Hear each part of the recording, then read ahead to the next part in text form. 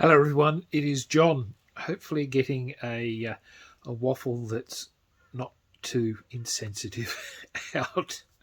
Oh dear, it's sad when I start to waffle. Sometimes I'm there going, I really do need to think about what it is that I'm saying.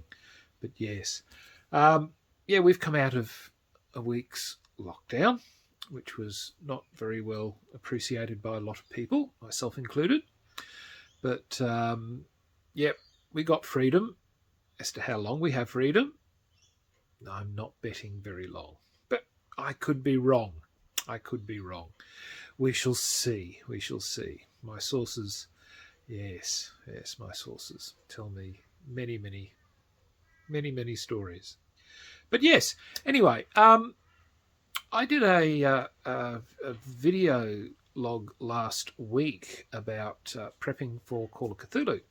And somebody asked me about what is it that I actually do with all the books, because as anybody would have noticed, I collected a lot of novels. I love reading. And in a lot of cases now, I'm also getting a little more selective in the fact that I'm also getting audios, because it's, I don't know, it's just easier for me to listen to in many cases than it is sometimes to read, because I tend to be a very good speed reader. And the problem with the speed reader is that sometimes you do tend to be a little selective with picking, you'll pick up the whole gist of the story, but sometimes you'll miss a critical part. So speed reading's good, but also has its flaws. But anyway, this viewer asked about, how do you actually prep with the material? And the thing is that the books, like for instance with Rex Stout and the Kerry Greenwood and the Dorothy Sayers. Sorry, I've got his lordship here, who's I'm going to have to hang on to because he's otherwise. No, that's enough. Yes, it's just our neighbours doing something. No, come on, that's enough. No, sorry, we're moving things here. He's enjoying having a very good whinge at the moment. Do you finish whinging? Hello. Oh. So if I don't hang on to him, he'll be off and he'll bark his head off. So anyway, hello Pippin. What have you done? You've been out in the backyard, I can see. You've got cobbler's pegs all over you again. But I was talking about prepping. And the books are really good in the fact that they provide me with characters. They provide me with locations, and they provide me with situations. So the characters are really good because you'll be reading and think, oh, geez, that's a really, really interesting character. I like that person. I'll use them. Yes, I know. And with some modifications and a name change, they're excellent. So you get really, really good characters that that you can pinch from lots of other people's ideas. So look, there's plagiarism everywhere. There always is. If you have a look at virtually everything these days, everyone's pinching ideas from everybody. So it's good for characters. It's wonderful. It means that there's a bit of uniqueness, I find, rather than John Smith the butcher, and and there you go. Oh dear. And you find John Smith the Butcher's the same John Smith the Butcher who's called Fred Williams in the next town. Exactly same personality or whatever. So, these sort of things. So you get to have all sorts of, ideas from others' novels that you can pinch and, go, oh, I really like that. I'll use it.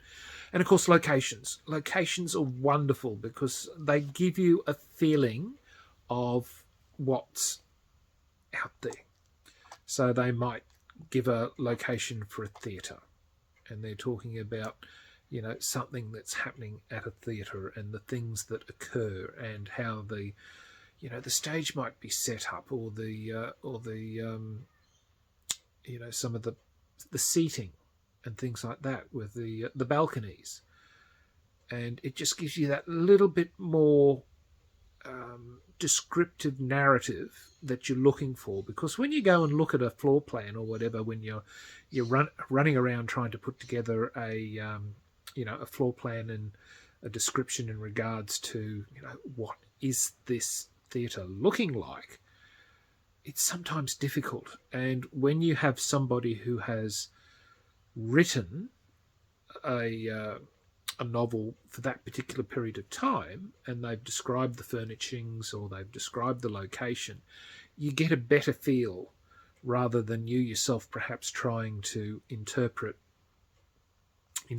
that those locations, those pieces of furniture, or the atmosphere in some cases. And then we move on then to the situations that can occur between interactions between people that cause things to happen, like the heiress is abducted, or there's a haunting, or a particular crime occurs, and things happen and you think it's mythos related and it's not, or you make it that way, or you think something is mythos orientated, but it turns out to be the exact opposite, or things like that. So that's what I use all my novels for. So that's, I hope, helps a bit with why I use books. So I think about 5,500 books in my library at the moment. So, and of course it constantly goes up. You can never, ever have not enough books. And the nice thing about books is they don't need electricity to run. So while I'm slowly building up an e-Kindle collection, which is fine, but all it does is it means that I'm also now keeping an eye out for physical copies for most of the books, because it allows me to, because most of them are so cheap, is that, you get them for a few dollars, and then you're going, now I'm going to have to get the book in print, because the print will last. Electronic formats, who knows? So yeah, so that was that. And of course what it did do was, when I was hunting through, I actually found that Kerry Greenwood had released another book. The Lady with the Gun Asks the Questions. Well, really anyone with a gun asks the questions, but I was really pleased that I picked up another one. This is predominantly a story collection, Ultimate Miss Phryne Fisher story collection. So I presume they're just all short. Yeah, they must all be short stories. Four brand new stories. Yeah, so there's four of them in there. So I was really pleased with that. But what it also did allow me to do was that I noticed that books 17 and 20 I don't actually have in my collection. I've been able to get all the others secondhand in really good nick, but I needed to get those two to get my collection complete. So, and the only thing that annoyed me was that the new format, while it uses the same nice style, this what is it, Art Deco, or I don't know what the style of artwork is, but they've increased the book size. So that's gone to, what's that, an A5? Probably a bit bigger than an A5, because otherwise I think the books are just slightly bigger than a standard paperback. I think they're, God, look, I honestly can't recall, but it really does annoy me, when you've got, like, I've got 20 odd books in this particular format, and now they've gone to a larger one, which means that they won't nicely stack up in the bookcase, or it means that the bookcase now has to have a shelf that has that particular height to accommodate the new editions that come out, and that annoys me in many cases more than anything else, is the inconsistency in publishers to constantly change. I think they just do that to annoy people. Well, it certainly annoys me.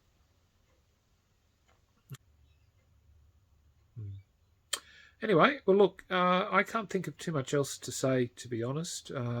That's I was going to ramble on about something else, but I think I'll leave that topic well and truly alone because it'll offend too many people. And while I do enjoy offending people, I think I'll leave that one to other people to...